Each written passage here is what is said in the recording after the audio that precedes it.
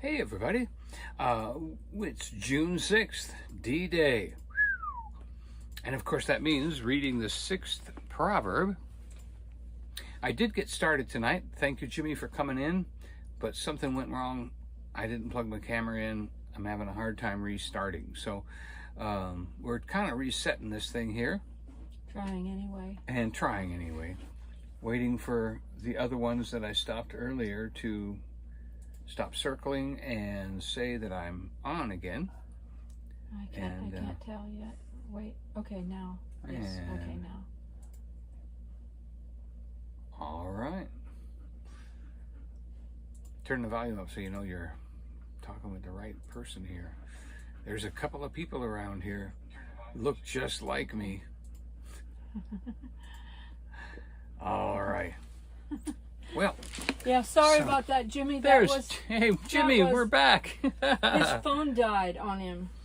Well, Jimmy, since you're back, I'm not going to start all over again. I'll just start all over where I left off. Did you already delete that first one? No. You haven't? Okay. I was going to, but I don't know. Maybe I did. I don't know where it's at because I didn't hit the keep button. So we'll see. But anyhow. So we're just going to move on. Let me finish up Proverbs chapter 6 from where we left off. Keep yourself from an evil woman, from the flattering tongue of a seductress. Do not lust after her beauty in your heart.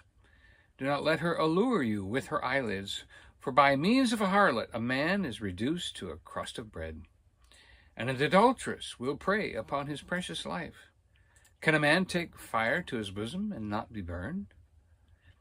Can one walk on hot coals and not his feet be seared?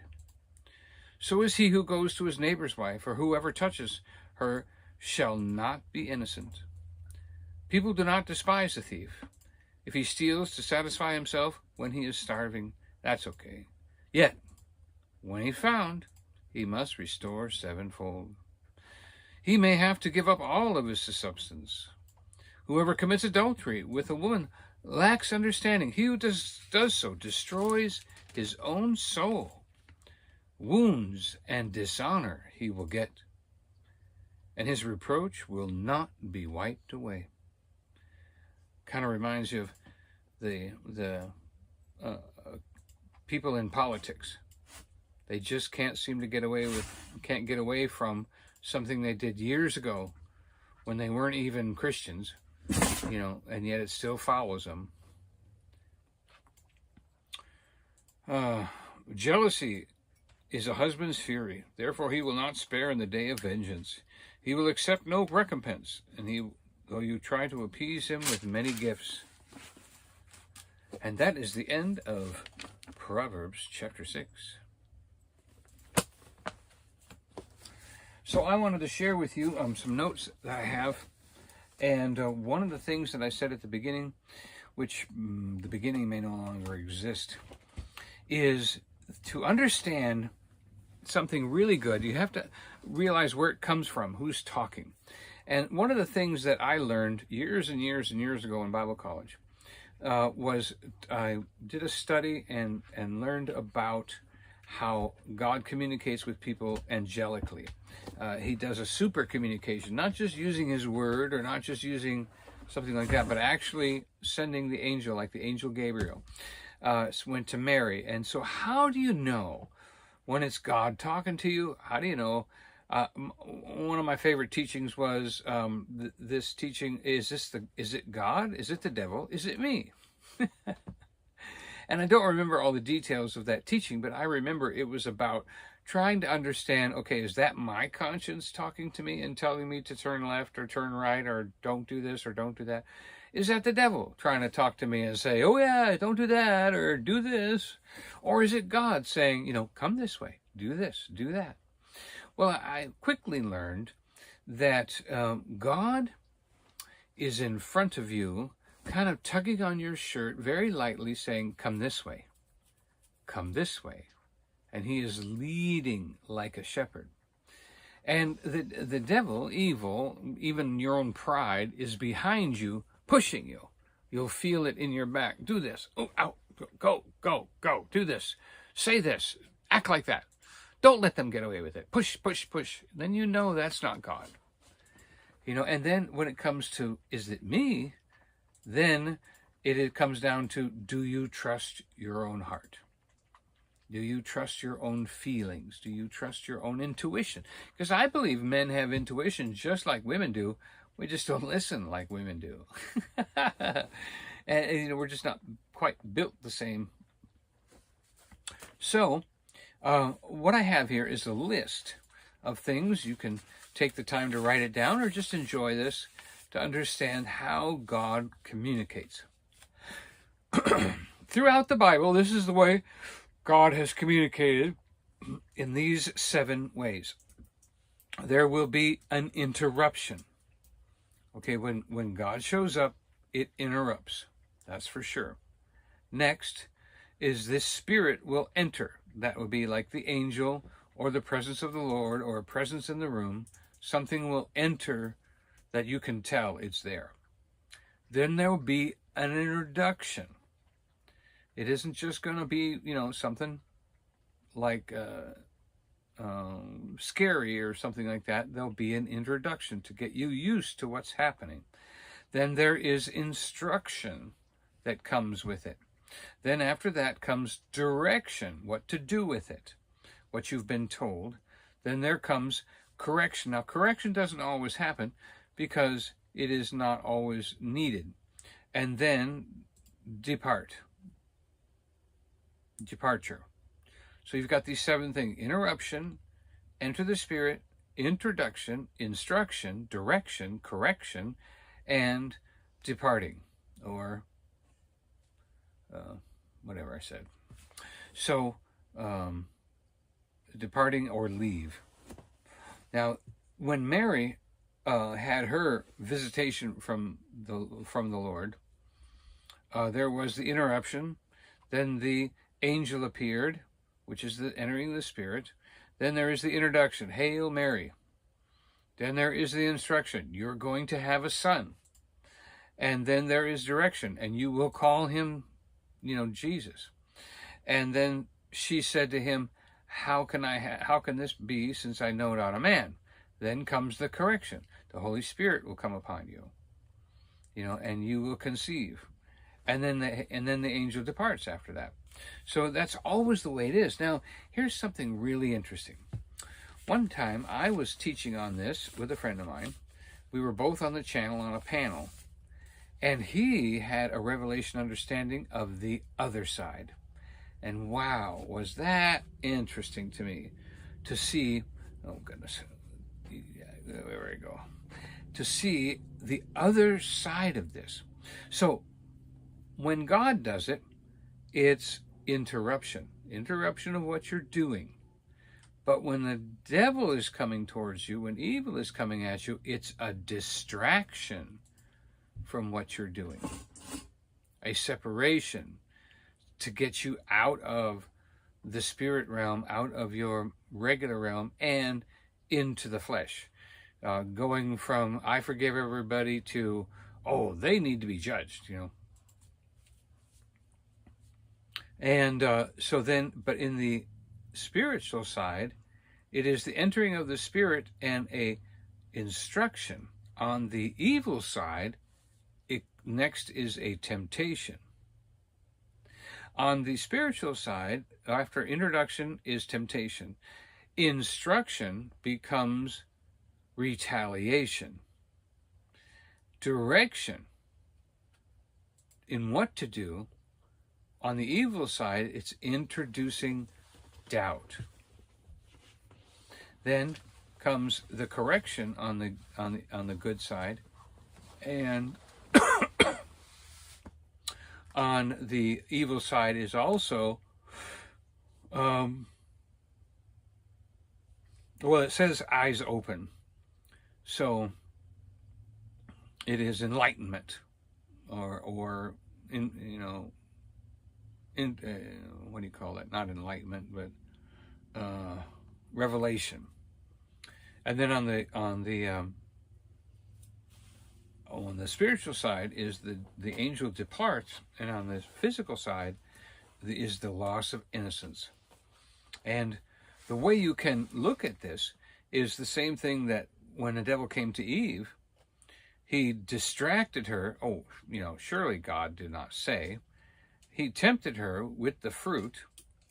He got her to think, and when she saw, he introduced the doubt. Well, he introduced the doubt and says, surely God has not said. Then when she saw with her eyes, and then she lost her innocence because she took a bite. Kind of interesting. I really like that kind of stuff when you work with somebody, or you deal with somebody and they just have a completely different point of view that really rounds out a whole teaching like that. All right, so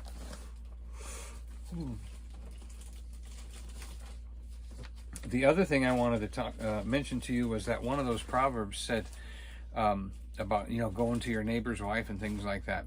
When I was single, it seemed like there were I knew that I did not want to remarry again, and all of that was I might marry someone that's my age, already had kids, doesn't want kids, things like that, because I was not in the place of my life of being able to do that physically or emotionally.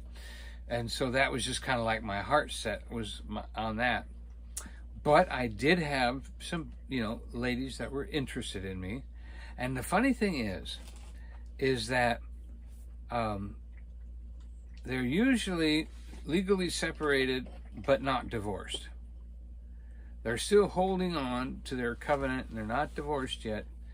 And so I didn't even know it at the time that this was going on, that I had a friend that was a girl, and I talked with her on the phone for a while.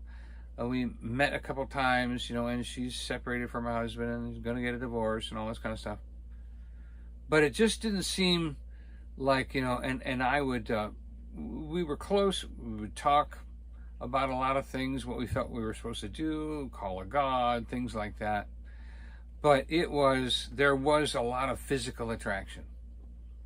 But I didn't kiss her.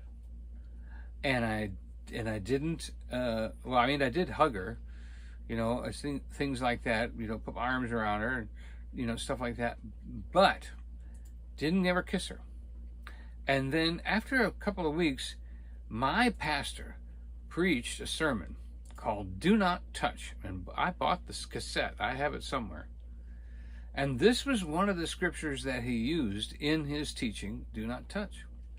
He says, because in this Proverbs chapter 6, it says, do not touch a married woman, and do not go after someone lustfully, and, do not touch. And so after that Sunday afternoon service, and I don't know if it was that day or the next day when I called her, I said, wow, this is what Pastor just preached on, and I really feel like this is important. So until you're actually legally divorced, I don't want to go out anymore and spend any more time like we've been spending until, you're legally divorced. She never called me again. Never talked to me once again. And then a couple months later, she was shacking up with somebody else and getting in big trouble and getting them in big trouble. It was just like, oh my goodness. It was not about getting divorced at all. It was not about anything. She was just playing the field, and I was going to be in big trouble if I passed my. Boy, what an awesome thing for you to go to church and hear the word and share it with your friend, and they shut you down. That was like great, awesome. It wasn't long after that I met Joy. It was like my last test before the right thing came along. And I'll tell you, remember, the counterfeit will always show up before the true blessing. So be careful. Don't get caught up in an Ishmael. That would have been an Ishmael relationship right there. And there was even when I was in the Coast Guard, I had an Ishmael relationship. And, but I pray for these people, pray for these situations, and then God gets me out of them. And, it's like, don't go back to it. Don't go back to it. You know, you're free from it. Don't go. Can't go back to Egypt. You know, don't go back in the Coast Guard. Don't go back. You know, just keep going. Keep going. Because, you know, sometimes you make a decision and things don't go right. You're thinking, were talking I want to go backwards. About hope deferred. When we were when we were coming in for the walk, when we were coming in, you were talking about that in reference to Abraham concerning Isaac, and how hope deferred can cause such a heartache to make people want to give up their hope in what they're hoping, you know. Because Abraham... Because it say hope deferred makes the heart sick or something like that. Yeah. And Abraham had been waiting almost 20 years for Isaac when he gave up. And he got tired and he just went with Hagar to have Ishmael. And let's see, let's see, wickedness, the ark, Tower of Babel,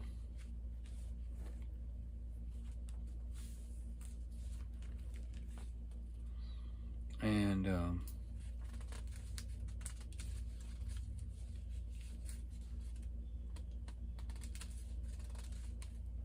so this is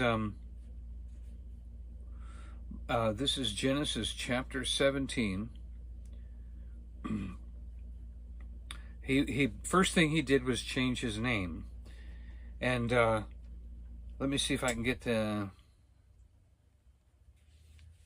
You will keep my covenant, and your descendants will be like the sand of the sea, and you know, all that. Then God said to Abram, as for Sarah your wife, you shall not call her Sarai anymore, but Sarah shall be her name.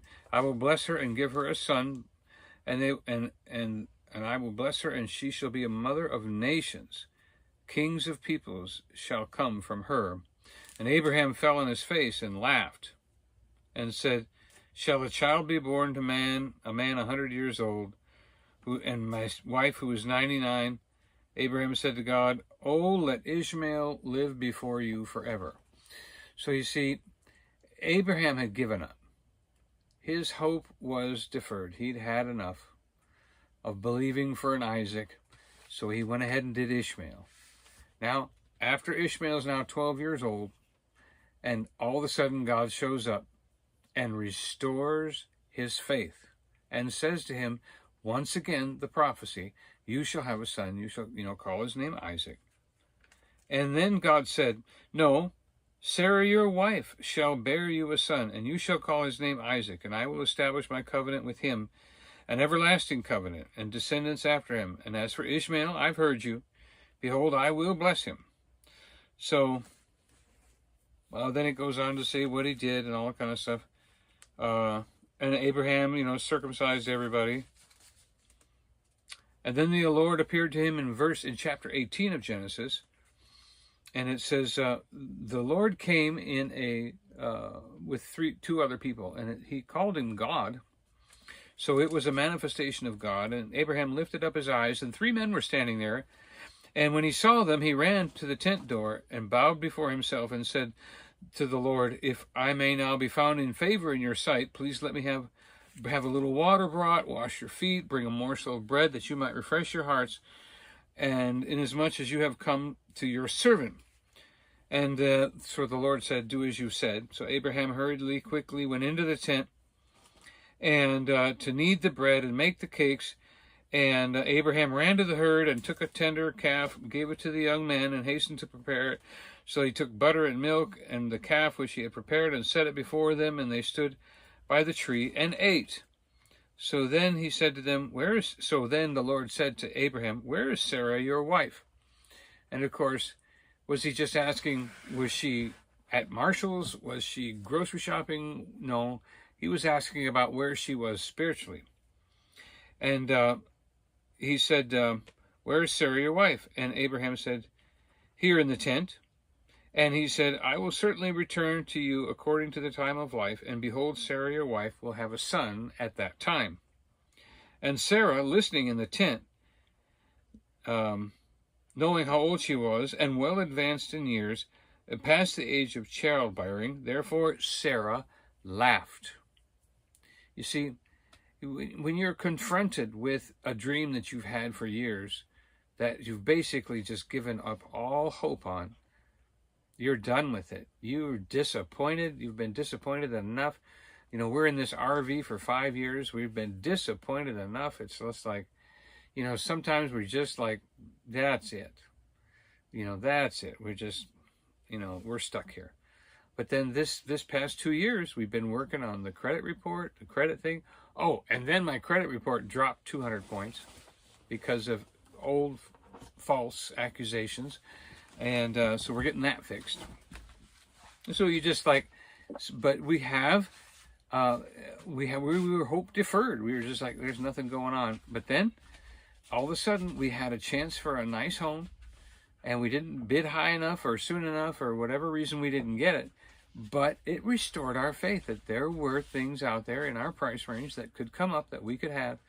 And we picked up our faith again, that we had basically just, you know, Lord, everything could be different next week, but we just don't know what to believe in anymore. We've prayed every prayer. We've done everything. And she laughed. And I am so old, and shall I have the pleasure of my Lord being also? And the Lord said to Abraham, why did Sarah laugh? Surely I shall bear a child since I am so old. Or why did she laugh and say that? Is anything too hard for the Lord? At the appointed time I will return to you according to the time of life, and Sarah shall have a son. But Sarah denied it, saying, I did not laugh, for she was afraid. And he said, no, but you did laugh, said God said that. Huh? You did laugh. I heard you. I hear everything, remember? You can't hide anything from me. So then the men rose from there and walked towards Sodom, and Abraham went with them to send them on their way. So, and then it gets into Sodom and Gomorrah, and another complete story we should talk about sometime, on why Abraham stopped at 10. Why didn't he say 5? You know, things like that. We'll talk about that sometime. And with the credit thing, another thing you got to watch out for is these people that send out a thing on your credit. When they hurt my credit. You're not even asking them to check your credit. The more, like, they have these... They're called inquiries. Yeah, they have, like, these departments and this and that, and they start looking into your credit without your even acknowledgement, and that actually hurts your credit. The credit companies think that you're the one looking to get all this credit, and you're not. Yeah. So I was on the phone with them. Out. They basically sell you out, don't they? Well, they sell you out to people. No, it's more like the bank just says, we'd like to help you, and you think they're saying, you know, build your credit, help you out, but actually what they're saying is, you know, we're going to sick some loan officers on you, and we're going to sick some people to get you to pick us for your home loan. And we're going to check your credit, because all of a sudden I got like 4 letters of I'm approved for such and such an amount. I'm all approved now. I'm all approved. Well, they know that because they checked my credit. And these were companies I didn't even ask to do. But you see, they were part of the bank that I asked to see if they could help me. And so the bank sold me out to a couple of people. That's what I said. They sold you out, basically. But I don't know if they sell the number or they just sell the opportunity or whatever. But it was like, I thought, well, the bank will check my credit and the bank will inform these other people about checking my credit, about what my credit is. But no, they sent those people out to check my credit on their own. And so it cost me over 50 points. And, you know, I was up in the 7s, and now I'm in the 5s. From all these stupid stuff. So he's getting it fixed. Yes, and we got Discover already removed. So that was good. And I got one more to go, and one more big one to go, and then they're working on this multiple inquiries. Your credit's been affected by so many multiple inquiries. But if they'd look, they would see every single inquiry was a mortgage lender. So it's not like, the reason they do that is because people with good credit will go out and apply for 2 or 3 credit cards, okay? And these credit cards come in with a $20,000 what do you call it? $20,000 a loan amount. So you get a credit card in your pocket that says, I've got $20,000. Where do you want to spend it? And you do this 3 times. Now you've got $60,000 worth of credit. And in 2 or 3 years, you've maxed all 3 of them out. You owe $60,000 from 3 places that gave you 20. Each of these places are doing 18 or 19% interest, which is basically $500 a month. So you got a $1,500 bare minimum credit card payment, and you're not even paying them off. You're just basically paying the interest because the interest is working faster than you're paying. And so then that's when they have these credit card company, you know, if you've got more than $10,000 in debt, you can get out of it, you know. So people don't worry about it. They just figure, oh, it's nice. And whew, I'll tell you, it is tempting to have a credit card in your pocket with $20,000 on it. Even today, Joy saw a thing where we could buy a tiny home for $30,000.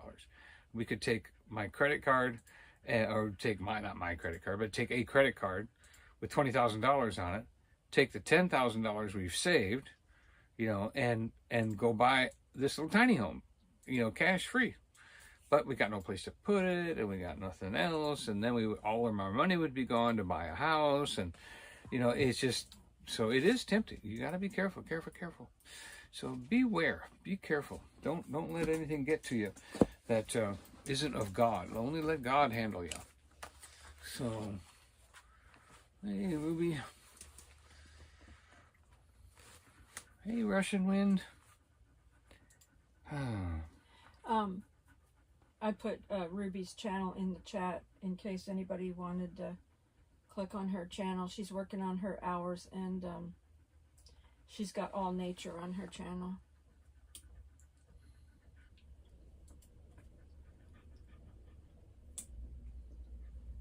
Moving along. Moving along.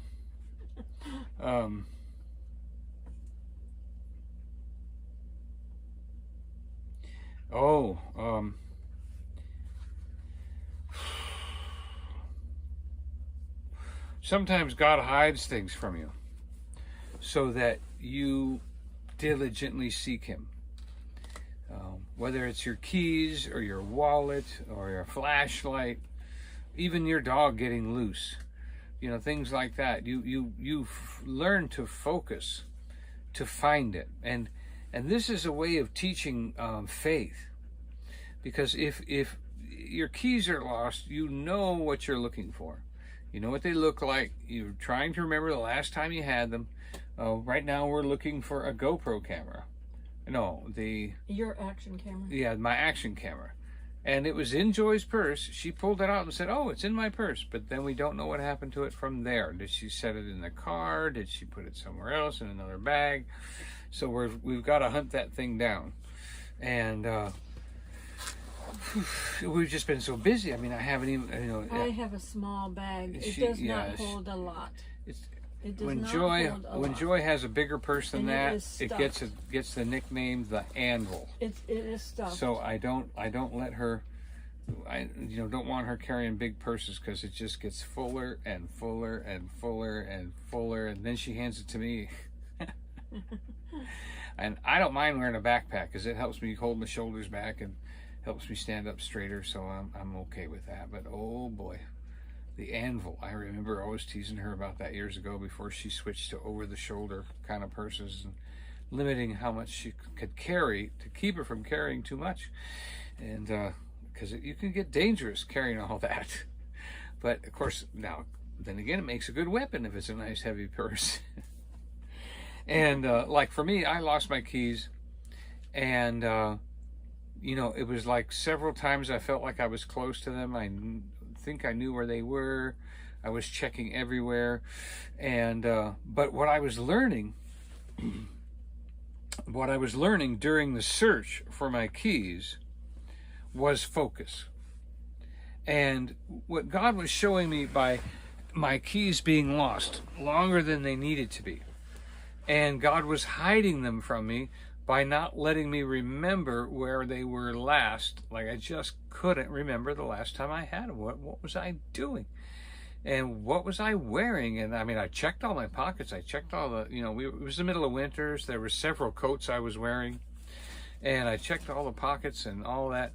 But he was showing me how he wants me to diligently seek him like lost keys when I'm studying my Bible, when I'm looking for simple answers, when I'm looking for what to do today answers. Think of it like your keys, that you must focus. You've got to get close. If you focus on God like lost keys, and I want to say, you go over the, when you've lost your keys, you go through your mind where you had them last. When you are, so now switch your mind over to, I want to talk with God. I want to hear from God. You do the same thing. You bring to your mind the last time you had that conversation with God, the last time that you had just a move, a miracle, things just were like amazing what happened, and you were praising God about it. You take your mind there, and you remember the process there of how you heard from God. And in the same way, that's how you would find your keys. Where I was there. When was the last time I had those keys? And that really made a sense to me. And then I also learned not to quit. That there was a desire in me, just go make new keys. Forget it. Just go make, quit using your wife's keys. Quit taking a chance on losing her keys, because you're using hers now, and all that. And I didn't take her whole key. I just took the car key off her keys. I wouldn't take her whole keys. And, it's like a couple of days of doing that. Oh, just go get new keys. Just give up, go get new keys, and just forget, and I was tempted by that, but I wouldn't do it. I said, no, they're here. I'm going to find them. I'm not going to quit. Because, your life without your keys is unacceptable. And the spare key, taught me a lesson about not being what I want to call giving the correct attention to my keys. Well, if I can't find them, I'll just use her key real quick. And instead of, being more attentive to my keys, I was like, well, if I can't find them, then I'll just use hers. And so, you can't be, so in the search for God, you can't be using someone else's faith. You can't be using someone else's key to the Lord. We all have to come with our own key and our own path and our own door to communicate with God. There was another thing I learned when my keys were lost, that there is only two places these keys can be, and that is on a hook or on my belt loop. They are not allowed to even be in my hand. If they're in my hand, I need to hook them to my belt loop. They are allowed to be on my belt loop or on the hook by the door. That's the only place they're allowed to be. When they're not in the car, that is. And, plugged in. Yeah, well, obviously, except when you're using them. When I'm not using those keys, and I come in the door, they go on my loop or my hook. And that was something that I learned over I think it was almost 2 weeks. I don't remember if I wrote down how many days it was. I think it was 10 days. But because they were lost, I was more determined to do the hook and the loop discipline when I found those keys. And I've lost my keys by holding them in my hand. I had was coming in the house, and I picked up a few pieces of trash on my way to the door that were blowing around in the wind and stuff like that. And I had a few pieces of trash that were in my car, paper plate, styrofoam cup, things like that. And when I came in the house, I threw my keys were in the same hand as that trash. And it took about 4 hours for me to realize, when I was looking for my keys, that the last time I had them, I was coming in the house. What was I doing? And I had to go through the garbage and get my keys out. So this all caused me to have a greater desire to have the hook or the loop.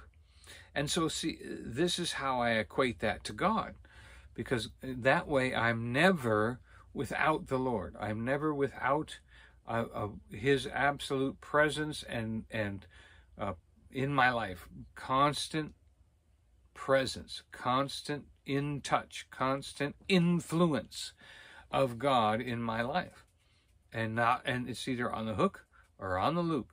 I do not set it aside. I pay attention at every day, at every time, where my keys are. And sometimes I see them in my hand, and I'm going, they're in your hand. You're in your hand. And I'm just not accepting that.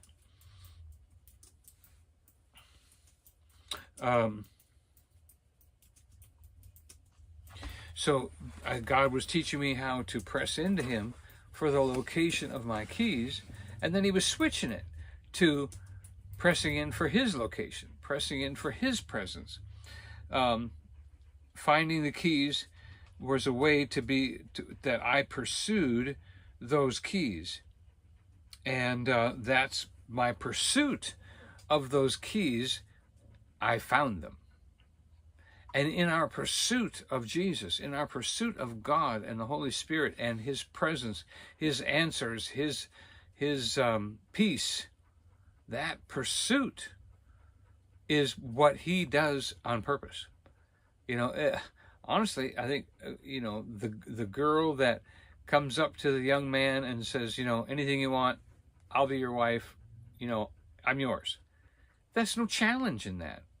There's okay, fine, okay, I'll think about that.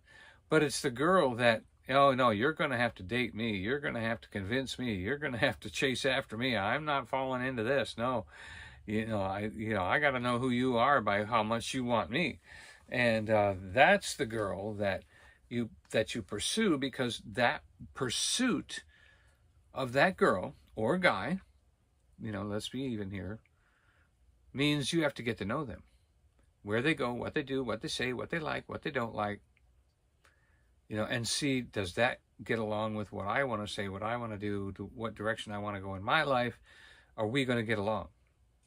And that pursuit is actually what clarifies the relationship, to see if that's, and if it's not just like some obsessive compulsive person that wants to possess that girl, or who just has to have that person, if it's that, then obviously that's, very ungodly. But if it is an honest pursuit, then that's, even Jesus said, pursue after me, go after me, seek after me with all your heart. Because that's what the pursuit teaches you, who you're pursuing and what they're like. And, like when I was looking for my keys, I would get discouraged and I would just go watch TV. I just give up. They're lost. I don't want to deal with it anymore today. I'm just going to watch TV. I'm going to go, I got the temporary key. That's it for the day. And it was like, I was done. I'll look for them again tomorrow, but I've had enough. And that is a give up mode, like a way to just put off your lack of faith. But so the next day, you start looking again, and when God allowed the lost to learn to seek in the process. And in the midst of seeking God, I've missed a lot of obvious things. because he didn't want me to see them yet, because he wanted me to pursue them. And even though I searched daily and I knew the keys were here, I had to press in every day, confident in the memory. This is one of the notes I wrote. One of the things that kept me from going and making more keys and giving up was confidence in the memory that I had that these keys had to be here. They had to be here. And I think that's important when you're pursuing God. You have confidence that he is going to show up. Confidence that he is going to answer the prayer. Confidence that he's going to do as you ask him to do according to his will. Because you just know it. You just know it. I don't care if it's not happening right now, it's going to happen. I don't care if it's not happening the way it should, it will happen the way it's supposed to. You know, you've got to have that confidence to do that. And after this 10 days, the Lord spoke to my heart and said, jacket. And I just knew that it was in one of my jackets. And funny thing was, it was in one of the vest jacket pockets all the time for 10 days. And I even checked those pockets once, but I missed it. And I never checked that jacket or that pocket. I don't know why, but that's what it was. It was just like all of a sudden. And and I remember wearing the jacket. I remember what I was doing, and I knew the keys were there as soon as he said jacket. And I went and I got them. And I immediately hung them up on the hook. You know, because life without keys was a bummer. And I was thankful. Oh, and it says here, my last notes were, I was thankful all along. And I was not getting cursing and mad and upset and discouraged. And I kept my eyes on the ground and looking for any kind of a glint of steel on the ground when I was walking the dog. And